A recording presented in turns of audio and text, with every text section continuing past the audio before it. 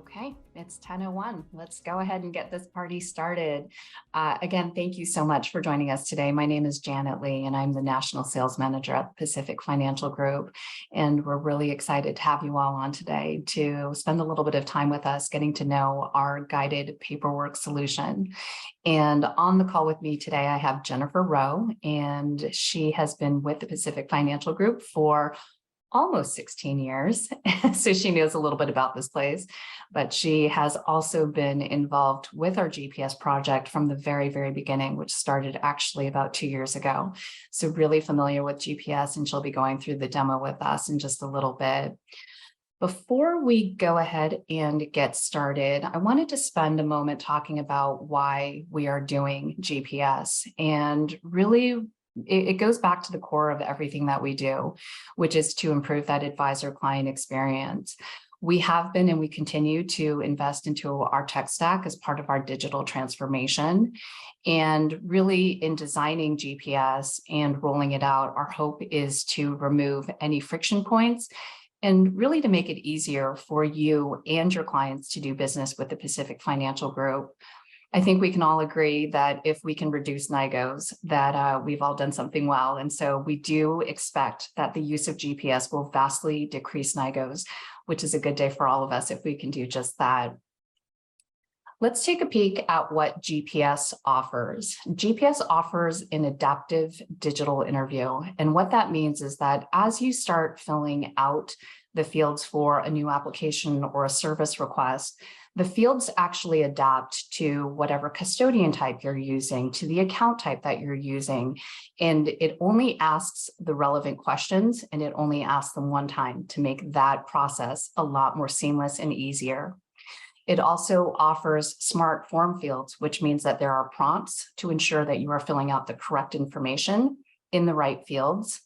We use a single signing package, which means once all of the fields have been completed, it's all packaged up and delivered to your client for e-signature. And then once the client has signed, it's delivered back to you for your signature. We also offer an application dashboard, which will show all of the applications that you've initiated and where we are in the process with all of the applications that you have in progress. And finally, we do offer an e-signature, excuse me, and a wet signature option, as some custodians and broker-dealers still require a wet signature. Over on the right-hand side, we highlight why you and your clients should feel comfortable using GPS. We use a highly secure platform, which means that your data is protected. We use multi-factor identification and data encryption, which meets the highest standard of compliant management and certification standards. And we really, really want for you and your clients to feel safe and secure using GPS. And we've invested into this so that way we offer the highest level of security of that information. I'm going to pass the baton over to Jennifer Rowe. Again, Jennifer has been with us for many, many years, 16 years. Is it July? Are we there yet, Jennifer? If not, we'll be there soon. And she's our subject matter expert in our GPS system. She's going to go through two different scenarios. The first is an account maintenance or a service request. And currently all service requests are available through GPS. So if you want to update a model for your client, or if you want to request a distribution, all of that can be done through our GPS system. She is also going to go through a new account opening scenario. And currently we have two account types that are available. The first is Fidelity Brokerage Link, and the second is Security Benefit Life core optimization, core retirement optimization. We are working feverishly to build out other new account types. And so as we move through the next few days, weeks, and months, if you do have questions about whether the account type that you're working on is available, please check with our client services team or your regional sales consultant. And without further ado, I'm going to pass it over to Jennifer. Jennifer, thank you for being with us today. I'm going to go ahead and stop sharing my screen so that you can start sharing yours. Thanks, Janet. Yeah. Hi, everyone. I will jump in here. Like Janet said, we'll start off with the service request option, and then jump over to the new account opening. Let me just make sure I'm on the right screen here. And okay, here we go. So we are on the TPFG homepage. That's where most of our advisors log into our advisor portal, also known as Orion, which is kind of the engine running behind the scenes. So we'll just jump in here to TPFG login, enter our advisor portal credentials. All access to GPS is through single sign-on, so you'll always be starting in the advisor portal to log into GPS. And then once you are logged in on this, and you'll land on the dashboard homepage as usual. And in the left-hand side, under the apps menu, you'll see the TPFG GPS tile on the left-hand side. If you don't see it, or maybe you don't have any favorites, just click on the more drop down here, and you'll see any apps that you would like to favorite so that they always pop up at the top. Just right click on it and click on the little star there. So we will just click on the tile. That will launch you into GPS, landing on a dashboard page. And this is where you'll see those in progress applications, whether it be a new account opening application or any kind of service request that you've kicked off. If they're assigned to you as the user who needs to take action, they're in that first tab there. If it's something that you've kicked off and is waiting for other people to take action, or if it's been sent to DocuSign for signatures, you'll see that under the Initiated by Me tab. So let's jump into a new service request. We'll kick this off here and then move something over. So this is just the welcome page, just quickly outlining what the steps are going to be in the process.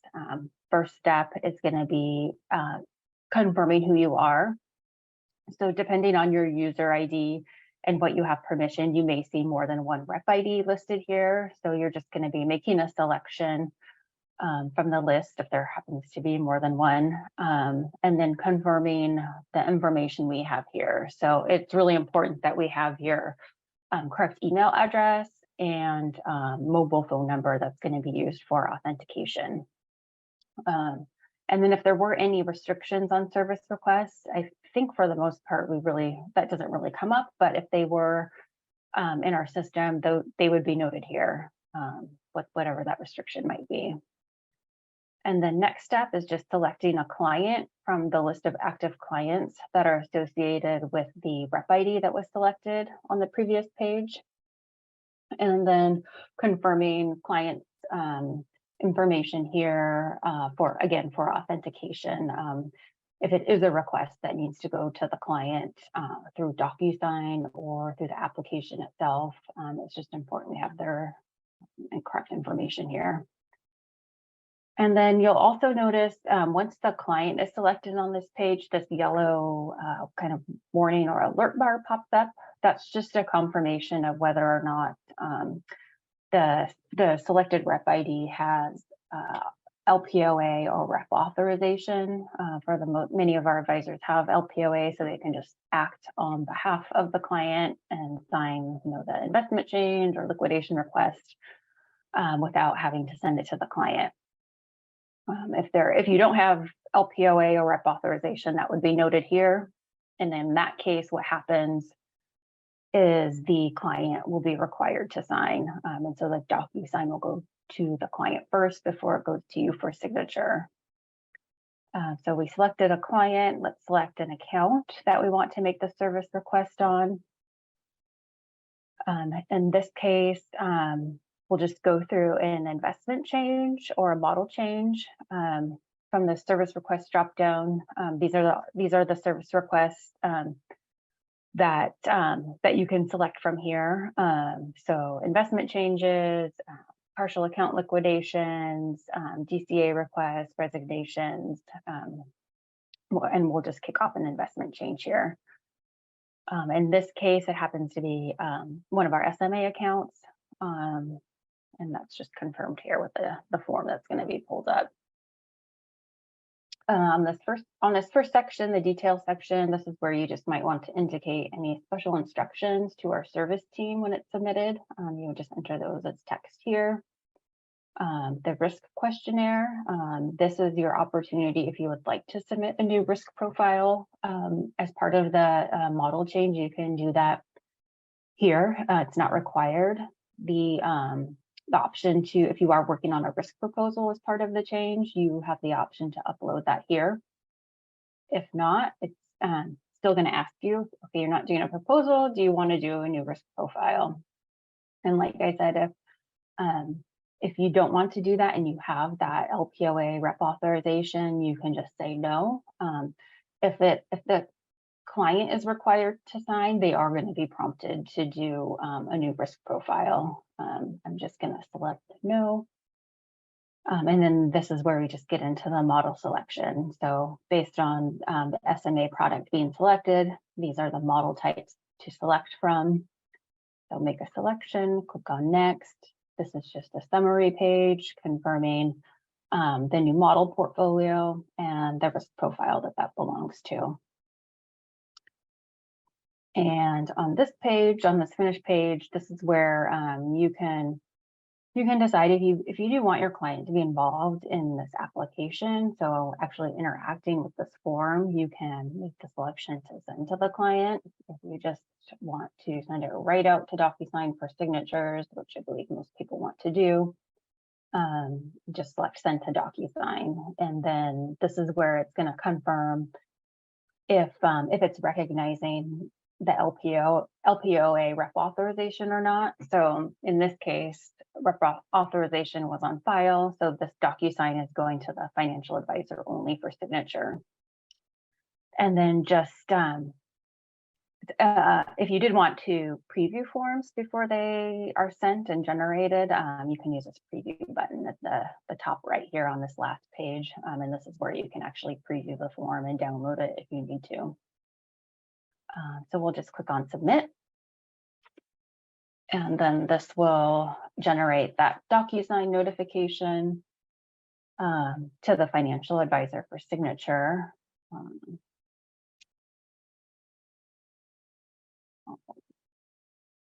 Grab that. Can you see that, Janet? Not yet. Okay.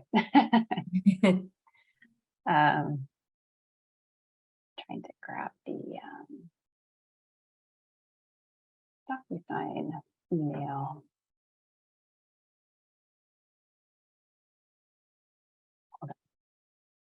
I'm going to make this work. Everyone wants to see. Everyone wants to see the email that comes from DocuSign. Sorry. It's a hot ticket. Yeah, it's a good one.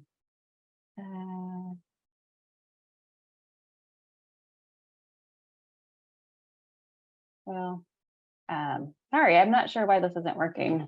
I think you can probably still see the GPS dashboard, but believe me when I say if my email went out, it's just the standard email. It's like, yeah, Jennifer, maybe you can just describe the contents of the email and what the next steps are once you receive the email. Yeah, it's just like the standard, like review your documents, and then they load up in DocuSign. And in this case, it's just the financial advisor that's signing. So it's just simply signing the form. And once it's signed, that kind of completes the whole process. And those are passed directly. Our service team is notified immediately once that envelope, so the DocuSign envelope is complete, and that creates a service ticket in our CRM system. And so then our service team is off and running with processing the request.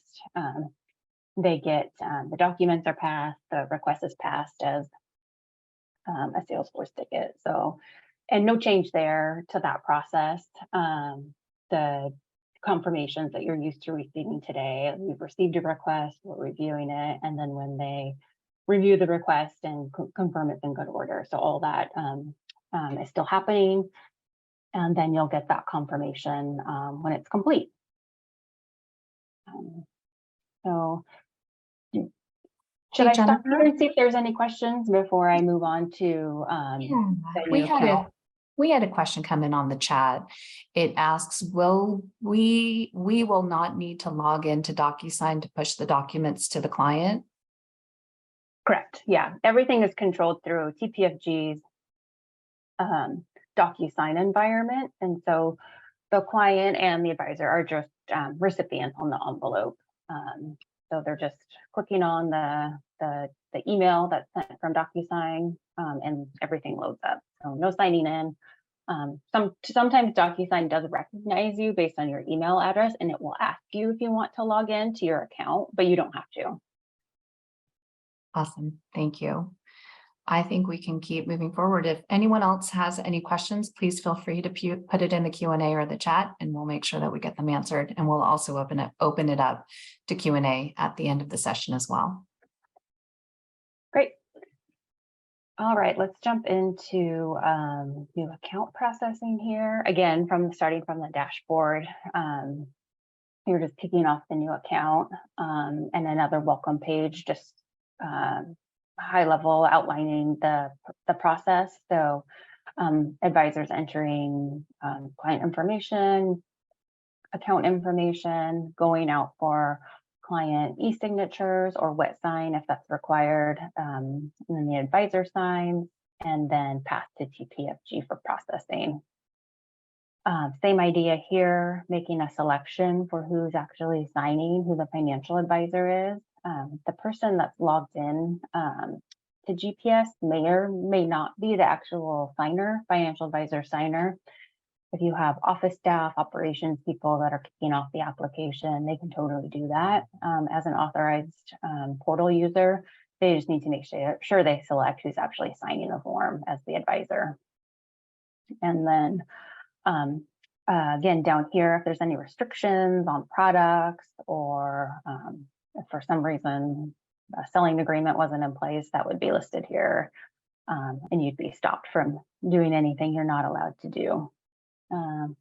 I'll fill this out as quick as possible to get by.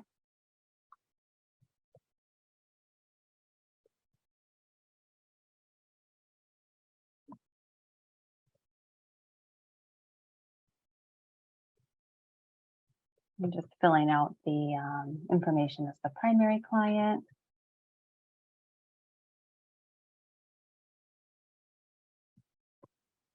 In most cases, there's with all the SDBA, it's just always a primary client. Oops.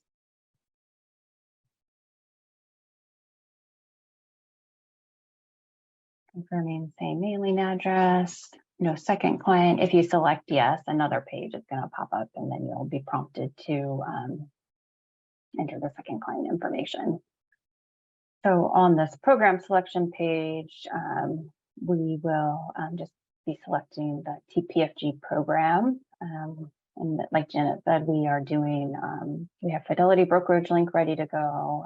We do have core optimization and variable annuity optimization for security benefit. We are working on adding every other account type, but for now, let's start with SDBA, selecting that client that I just entered on the previous page. We'll say this is a 401k at Fidelity. And then based on the selection of Fidelity, this additional question just popped up because we often have a situation where additional brokerage link under the same plan has an account number. So just acknowledging whether that exists or not. If it does exist, you want to make sure to enter another line for another account because they are two different account numbers. I'm just going to say no. And then on these pages, just entering the Fidelity account information.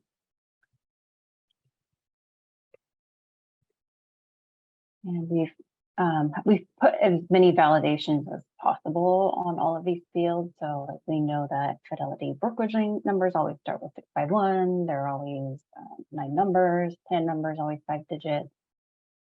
If there are any special instructions as part of this new account that you want to pass to the service team, just enter that here. And then same idea as the investment and election changes. Saying whether you're going to be doing a proposal as part of the new account and uploading the proposal here, or if it's if not, then just filling out the risk profile questions here. I'll do that super quick, so I can get a score.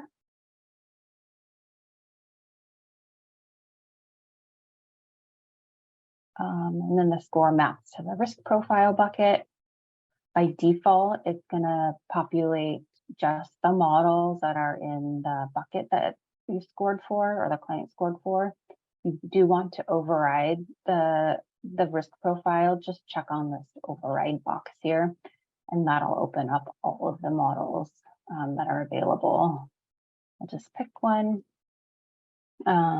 And then the only other additional question that's part of the Fidelity Brokerage Link application or authorization form is whether you're removing another advisor. I'll just say no. And this is just a summary page. If you want to expand any of these sections, just click on it. If you want to change it to pop back to it, you can just click on the little change button to get back to that section. And then on this page, we're just asking if you're underneath a broker dealer or supervising firm that requires approval of the account before being submitted to TPFG, you would just indicate that here.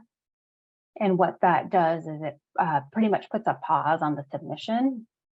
It allows you to go through the signing process, to have your client sign the forms, you sign the forms, and then you can submit them to your broker dealer.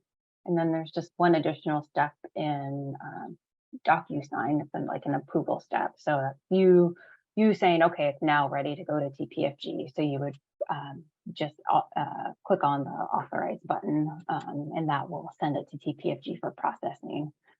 If you say no, it just goes right to TPFG for processing after both parties have signed. So after client has signed and after the advisor has signed. And then we will just ask if you're ready to start DocuSign. If you do have wet ink signature requirement, so whether that be a custodian form or a broker dealer requirement for wet signatures, you can still use DocuSign. There's a feature called Print and Sign within DocuSign where the client still receives the envelopes with the forms in the DocuSign environment, and then in the upper right corner, and there's a link here to the instructions, but they just say print and sign. So they're going to download the forms, sign wet signatures on paper, re-upload them, and still route them through the DocuSign system. They're just not using the e-signature part of DocuSign. And again, here, upper right corner, you have preview available. So if you're not sure what your questions resulted in, you can just preview. We've got the management agreement, the SIS form, and then that Fidelity authorization form. And just clicking on any of them, you can download them to actually view what was populated in the forms. And then, yeah, we're off and running. The DocuSign. So this just kicks off the DocuSign signing process. Client signs, advisor signs, and then upon completion, that goes to TPFG for processing. And that's it. Awesome. Thank you, Jennifer. We've had a couple of questions come in through the Q&A, and I just wanted to review them really quickly. The first is, are we able to submit an alternate risk profile such as Riskalyze? And the answer is, unfortunately, not currently. We will accept our risk profile questionnaire or a risk profile questionnaire as part of our complete client packet. The next question we received is, will we get a copy of the signed DocuSign? And the answer is yes, you will receive a full packet of the DocuSigned documents. The other question that we got is, which providers are currently available in GPS for their forms? Is there a place where we can see which ones are included? For all service requests, those are all available through GPS, and for new accounts, as Jennifer mentioned, it's Fidelity Brokerage Link and Security Benefit Life Core Retirement Optimization. And to find out which ones are available tomorrow and every day after that, please feel free to check in with your regional sales consultant, and we'll have a phone number up at the end. So by email, by phone, they'll be able to let you know which ones are available. And then the last question that we got from our one of our former friends here at TPFG, Eric Coons: if we don't have the 401k plan number, will the system not allow us to proceed? And Jennifer, I believe that is a required field and that you cannot continue in the interview without that. Is that correct? For the brokerage link account number? Yeah, it's asking if the plan number is Oh, required. plan number. Yep, it is required. Great, thank you. And another question just came in. Will the client still need to open a Fidelity account first before creating new account paperwork? Andrea, the answer is yes and no. If they open up the Fidelity account online, that always speeds up the account opening process. If the client can't or doesn't know how to open it up online, there is an option to fill out the paperwork through our GPS system, but it does add on about anywhere between a week to 2 weeks for processing, because Fidelity has to open the account on their end, then get us linked up. And so in terms of ease of processing, it's always easier, faster, smoother if the client can open that brokerage link account online.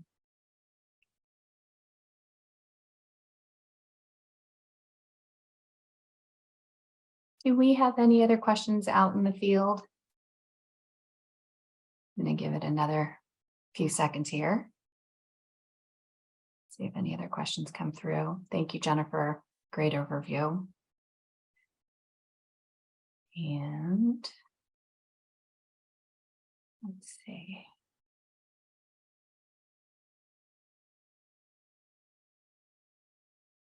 Okay. Well, oh, you know what? There are a couple more questions coming through.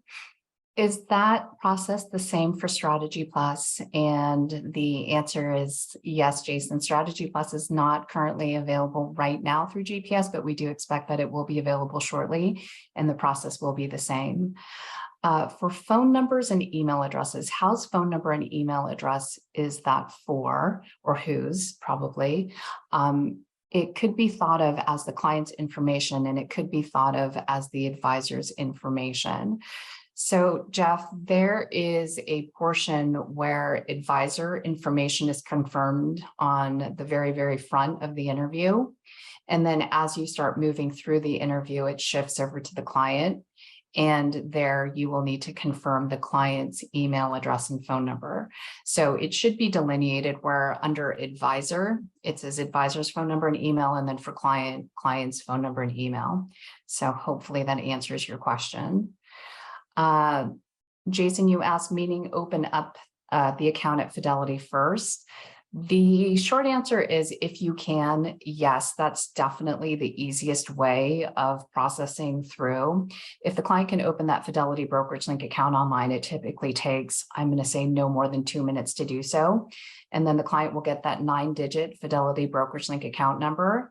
And if that portion can be done on the front end before you go through GPS, it's going to really help in terms of processing on the back end. When a client uses the paperwork to open a Fidelity Brokerage Link account, we've seen it add up to about 2 weeks of additional processing time on the Fidelity side. So if you can do it on the front end, we always very much encourage that. And then Jeff, sorry, house means whose. And then a question from Jeff, another Jeff, where do we get the plan number from a statement? Yes, you can find the plan number on a statement. The client can also find that 5-digit Fidelity plan number by logging into their Fidelity Net Benefits website, and it'll be right there, right on that splash screen. Okay, do we have any other questions? I'm going to give it just another couple of seconds here.